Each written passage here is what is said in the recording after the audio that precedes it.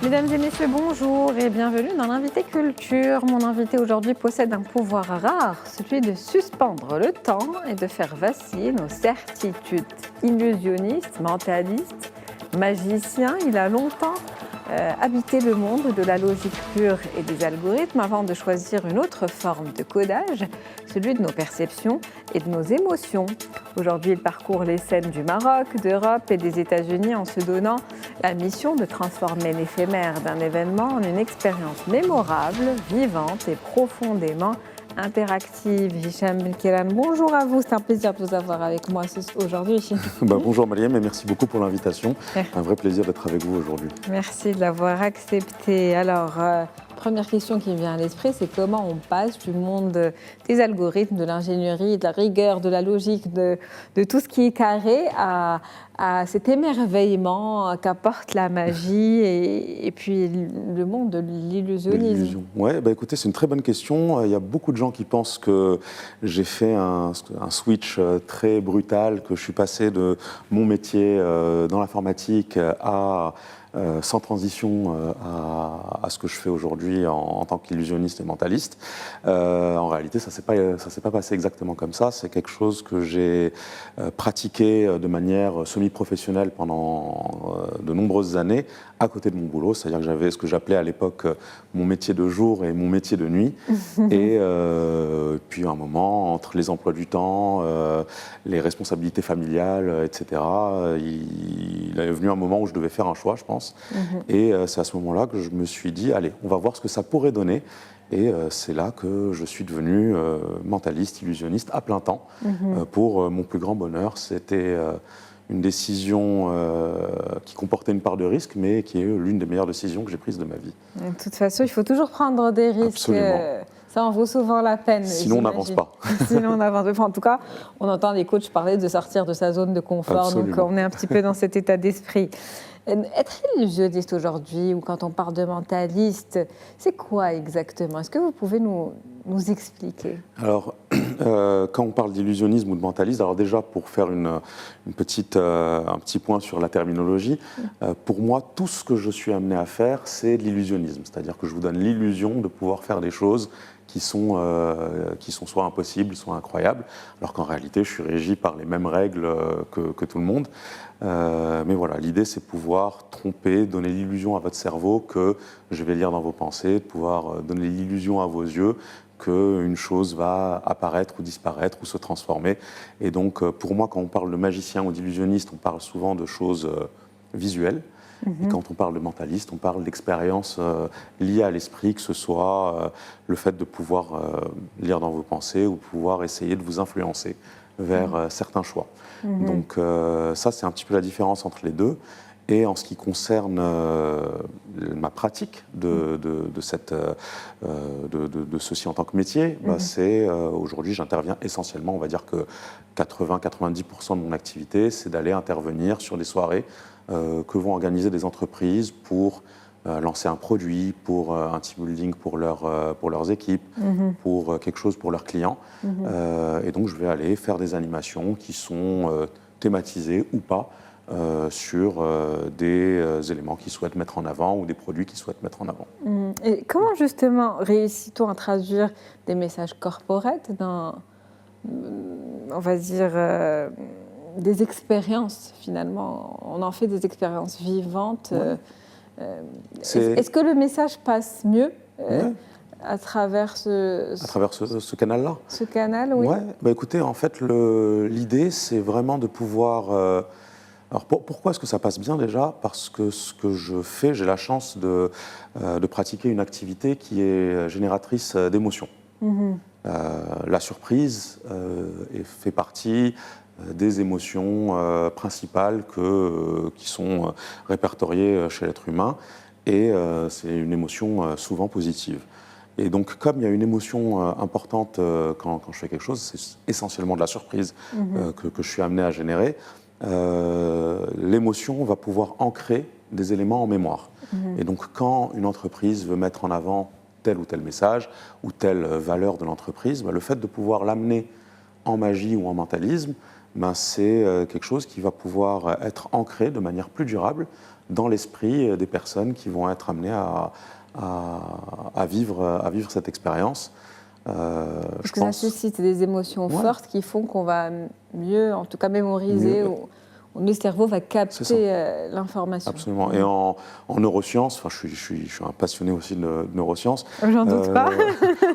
On dit beaucoup que le fait d'avoir une émotion, qu'elle soit positive ou négative d'ailleurs, est vraiment quelque chose qui permet de sécréter alors j'allais dire des endorphines, mais en tout cas quelque chose qui permet l'ancrage en mémoire réellement. Donc il y a une vraie réaction chimique qui se passe dans notre cerveau qui nous permet de mémoriser les choses quand on a une émotion qui est liée. Mais par rapport à vous, quand même, ça doit être un travail énorme, un entraînement, c'est-à-dire pour pouvoir créer cette surprise, susciter ce genre d'émotions fortes.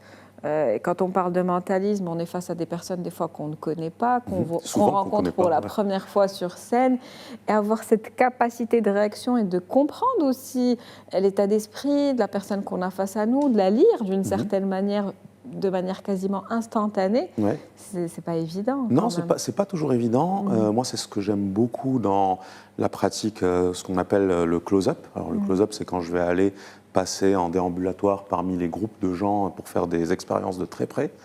Et donc, j'ai très peu de temps pour essayer de jauger les gens, voir quel genre de choses ils vont plutôt aimer et essayer de leur proposer quelque chose qu'ils vont apprécier. Parce que moi, quand je me balade, je ne sais pas à l'avance ce que je vais proposer à mon public. Quand je suis sur scène, c'est autre chose. Quand je suis sur scène, on est sur quelque chose d'écrit et de structuré. Mais quand j'arrive en close-up, je rencontre les gens et j'ai quelques secondes pour prendre une décision.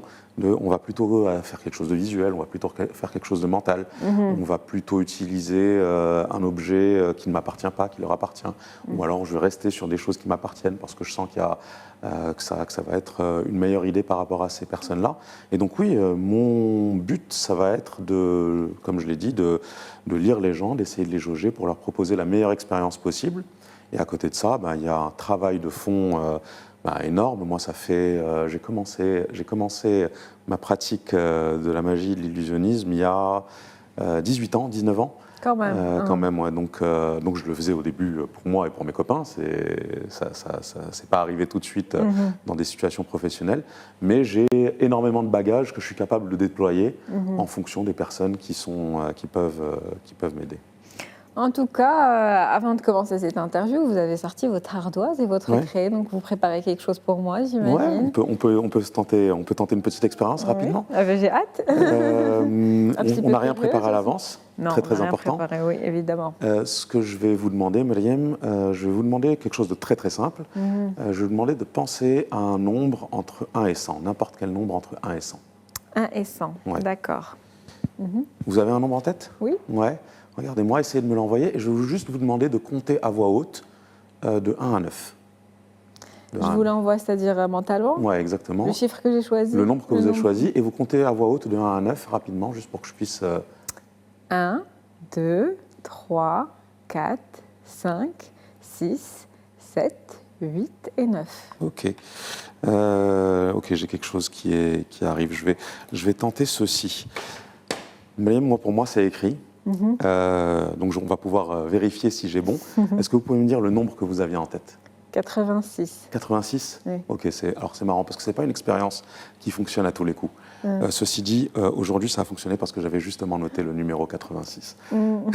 Ouais. Donc c'est bien, vous l'avez vraiment super bien envoyé du coup. C'est vrai? Je ne comprends pas comment j'ai fait pour l'envoyer, mais écoutez, bon. Donc quelque part on pourrait penser que je suis un chanceux professionnel. Et... c'est incroyable, effectivement il y a cet effet de surprise. Oui, absolument. Bon, écoutez...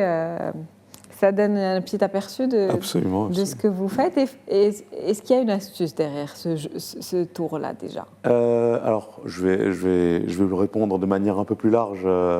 Je suis comme tout le monde, comme tous les illusionnistes et mentalistes, on ne donne pas les ficelles de ce qu'on fait.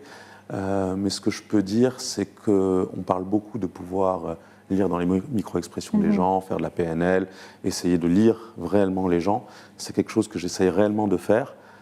Ceci dit, dans un cadre de spectacle, quand même, si j'ai 75% de réussite, c'est pas suffisant pour faire un bon spectacle. Je suis quand même, c'est important de pouvoir avoir un taux de réussite qui soit au moins de 95 à 100%. Et donc, dans ce que je fais dans un cadre de spectacle, ben, je m'aide de petites ficelles en plus de la psychologie pure. En tout cas, j'avais beaucoup hésité entre celui-ci et un autre chiffre. C'est vrai? Oui. Ok. Et même en commençant, j'avais l'autre chiffre en tête, mais vous avez changé dernièrement? quand j'ai commencé à chanter, à compter de 1 à 9, vous avez décidé j'ai arrêté sur le premier choix qui était 86. Alors, on peut tenter un truc très, très rapidement. Essayez de trouver le deuxième chiffre. Je ne vais pas le faire exactement comme ça, mais je vais simplement voir si je peux avoir un petit peu de chance. Je vais écrire ici une information qui est un peu plus importante qu'un chiffre, mais qui va avoir un lien. Je ne sais pas s'il y a une caméra à qui je peux montrer, mais sans vous le montrer à vous, on va partir là-dessus. Ouais. Oui, moi je ne regarde pas. Allez, ne regardez pas, on a voilà. Donc ça, c'est la célébrité que j'ai en tête. Donc célébrité? Ouais, j'écris le nom d'une célébrité. Je ne vais pas vous demander de penser à une célébrité, parce qu'il y aurait beaucoup trop de chances que vous n'arriviez pas à celle que j'ai écrite. Mais vous avez un nombre en tête, et moi j'ai une liste de célébrités sur mon téléphone. J'ai une liste de célébrités sur mon téléphone qui est juste là. Pour la première fois, c'est quoi le nombre que vous aviez en tête, l'autre nombre, pas le 86? Le 7. Le 7.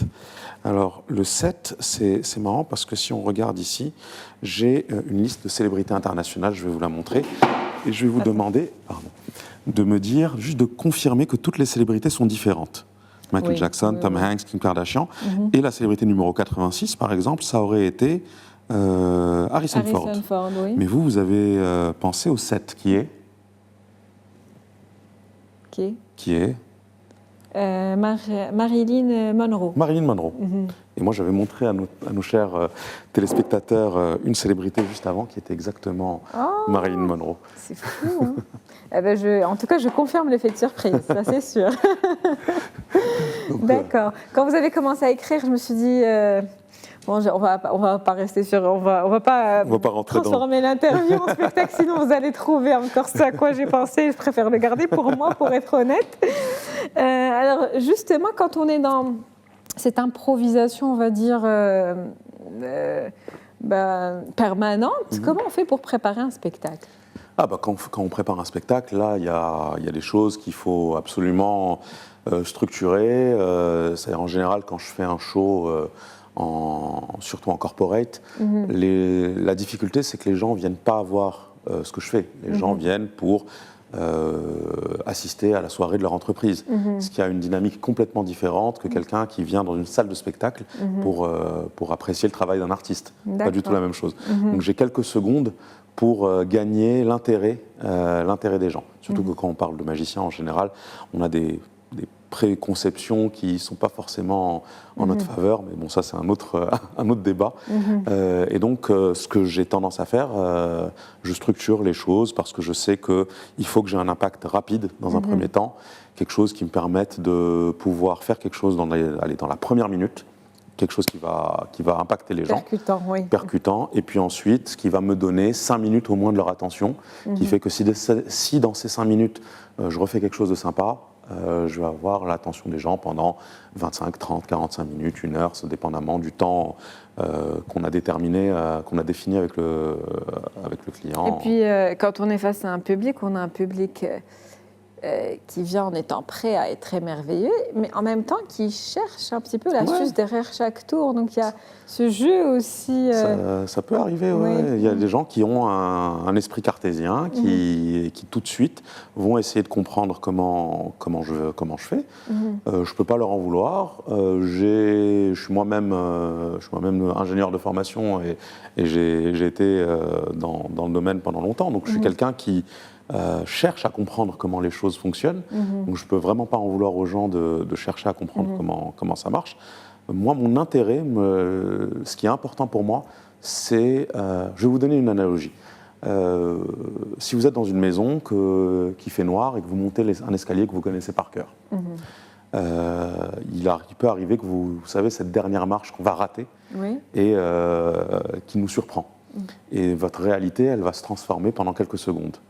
Et ensuite, vous allez simplement vous souvenir que, ah bah oui, j'ai simplement raté la marche et votre vie suit son cours. Mais moi, ce qui m'intéresse, c'est vraiment ces quelques secondes. C'est-à-dire, si j'arrive à surprendre et à émerveiller pendant ces quelques secondes, si le cerveau cartésien, si le raisonnement cartésien de la personne revient derrière pour essayer d'avoir des théories sur comment je fais, bah, c'est pas très grave. L'essentiel, c'est qu'elle a passé un bon moment, qu'elle a été émerveillée pendant ces quelques secondes.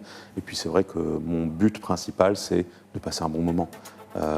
Mon vecteur, c'est l'illusionnisme, mais ma vraie valeur ajoutée, c'est de faire passer un bon moment aux gens. D'accord, merci à vous. En tout cas, on a passé un très bon moment avec vous aujourd'hui Merci, lors de Myriam. cet échange, cet entretien. Et c'est un plaisir de vous présenter à nos chers téléspectateurs. Merci également. beaucoup de m'avoir reçu. Et qui sait, une autre partie de ce que je fais, c'est du spectacle grand public. Quand il y aura des dates, suivez-moi sur les réseaux pour voir un petit peu où est-ce que je pourrais me produire dans les mois qui viennent. En tout cas, le prochain, c'est prévu pour septembre, cette période à peu près, septembre, à peu octobre. près, c'est ça. Pourquoi Exactement. pas pour la rentrée. Absolument. Merci à vous, Hicham Belkirem, Merci c'était un beaucoup, plaisir. Myriam. Merci beaucoup. Fin d'Invité Culture pour aujourd'hui, très bonne journée.